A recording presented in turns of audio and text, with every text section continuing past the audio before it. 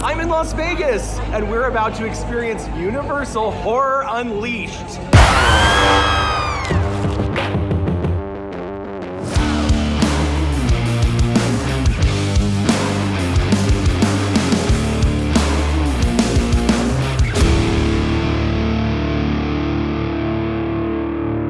Section 1, the warehouse that never sleeps.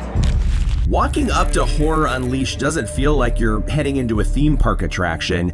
It feels like you're being recruited into something dangerous. Area 15 already has this otherworldly vibe with massive statues, murals that glow under dramatic lighting, and an energy that's more rave than amusement park. The energy is the perfect setup for what Universal has built inside. The warehouse itself doesn't need to pretend to be anything it's not. It's a warehouse, and the bones of the space make the story feel real before you even hit the front door. And they don't wait till you're in a house to start scaring you. Cloaked women were flying overhead, their shadows stretching across the crowd. A masked man with a knife strolled right up to me like we were old friends. From the very first steps, Horror Unleashed made it clear that the night itself was the attraction. Which, by the way, if you hear that my voice is hoarse and my voice keeps cracking, it's because I scream so much. It was shocking, the amount of screaming I did. I was terrified. Section 2, the price of fear. I would not pay an arm and a leg, although maybe for this, it's very cool. Universal didn't just drop a haunted warehouse into Las Vegas, they built an economy around it. A single pass through all 4 houses starts at $69. If you want to go back and get chased by Leatherface again, you'll need the unlimited access ticket, which starts at $99. Nevada locals get $10 off, and for the Vegas high rollers, there's even a package that runs into the thousands of dollars. The venue is open till 10, but the haunted house queues can shut down much earlier, sometimes as early as 8 p.m., because Universal has to make sure that everyone already in line gets through before closing. On top of that, every 45 minutes, the houses shut down for 15 minutes so the actors can take a break, and nobody moves forward in line during that window. So if you want the full tour of terror, you have to treat this like Halloween Horror Nights. Do the houses first, hit the bars and the merch after. Don't wait until 9 o'clock thinking you'll see it all, because hesitation here doesn't just get you locked out, it gets you locked out while you can still hear the chainsaws inside. Section 3, 4 doors you shouldn't open. The heart of Horror Unleashed lives in its 4 haunted houses.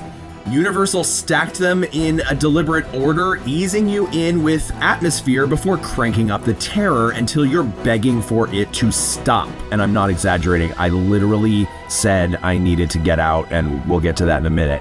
Each one is its own world with a story, a finale, and a way of getting under your skin. Door number 1, Universal Monsters. This was the least scary of the night, but maybe the most beautiful, and for me, it was more emotional than terrifying. Oversized busts of Dracula, Frankenstein, and the rest stood like guardians, while Van Helsing's granddaughter prowled the queue, demanding Wolfman's head to be delivered to her.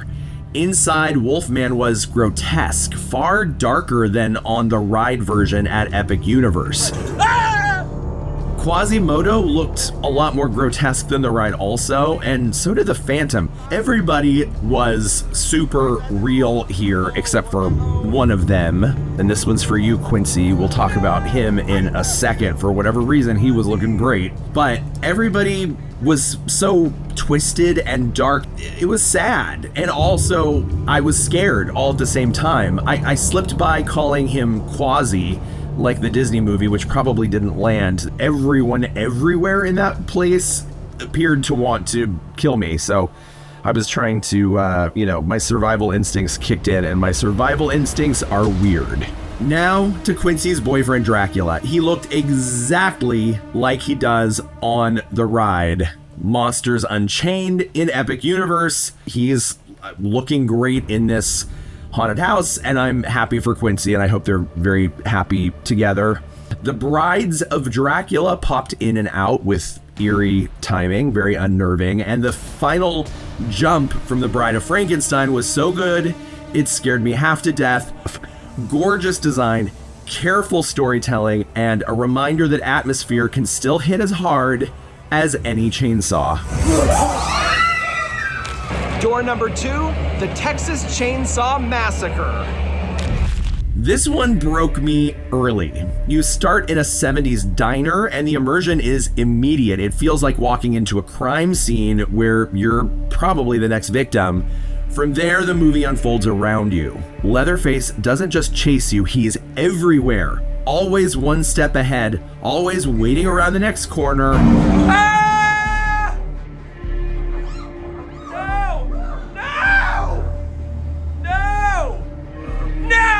I'm sorry. The retro sets were perfectly built. It felt like I time traveled into a decade I love, except the price of admission was being stalked by a man wearing a mask of human flesh. The usual. Ah! No! The chainsaw roared, the hallways pressed in, and I screamed so much I was exhausted halfway through. This was time travel and terror wrapped into one, and it felt like paying a debt with my own voice, as you can hear today. You didn't know which door to leave in any of the rooms. There were multiple choices. Actors were literally around every corner.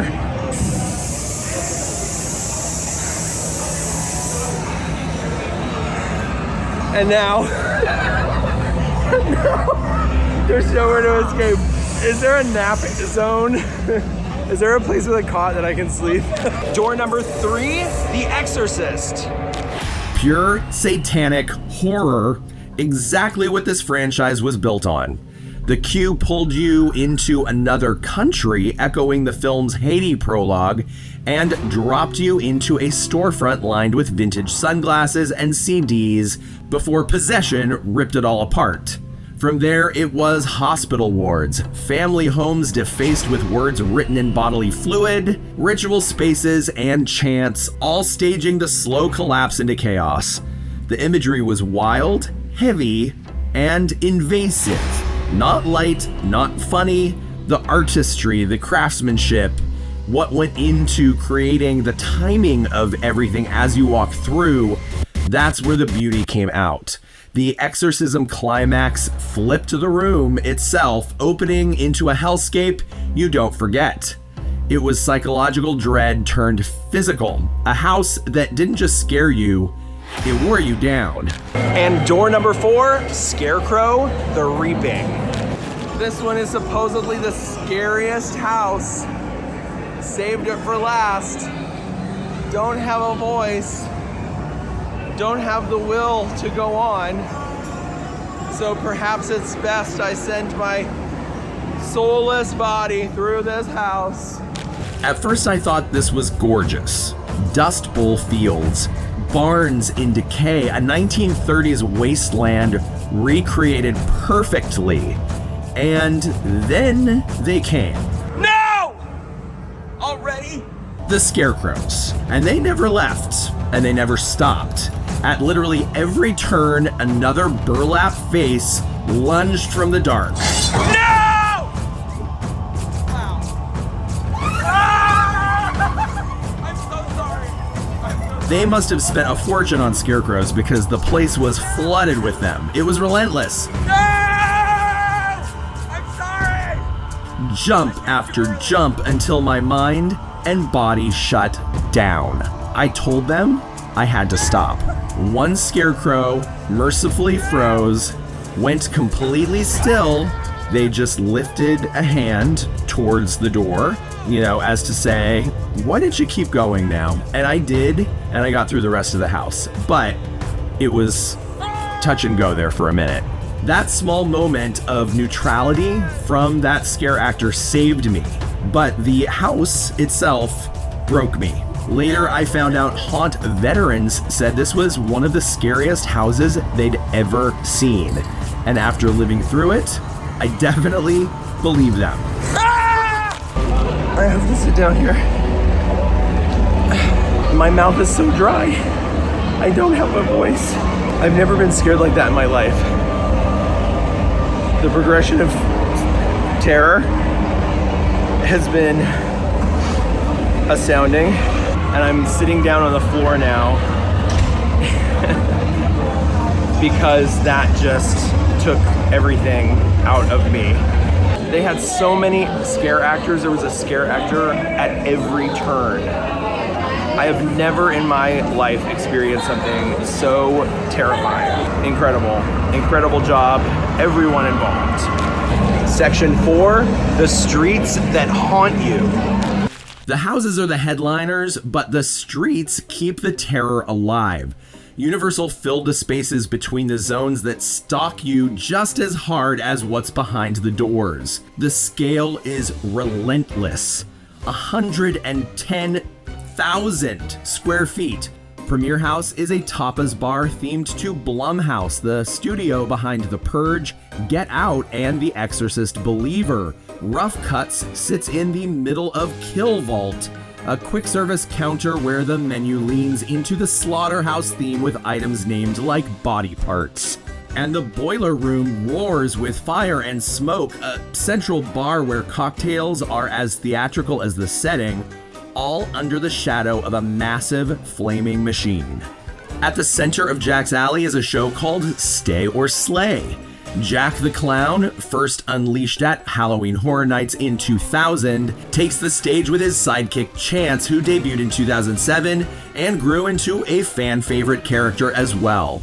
Their production runs about 15 minutes and it feels more like horror cabaret than a scare zone. And if you're afraid of clowns, this is not for you.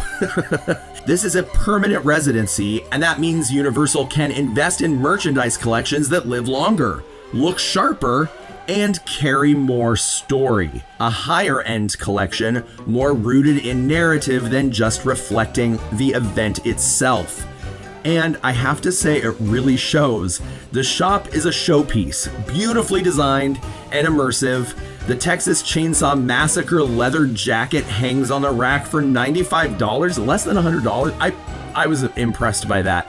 The apparel tags, like the price tags, look like coroner's body labels. Everything feels intentional, collectible, and something you'd actually want to wear or display or use. If you made it to the end, I can't believe I did, then put this password in the comments below. And while you're down there, hit like and subscribe and turn on notifications so you'll be the first to know when myself or one of my friends puts out a new video, something we do all week. Have a great one. See you in Disney World. Bye. From everybody at All Ears, Happy Halloween. Oh, heck, here's one more. Everyone, vampire!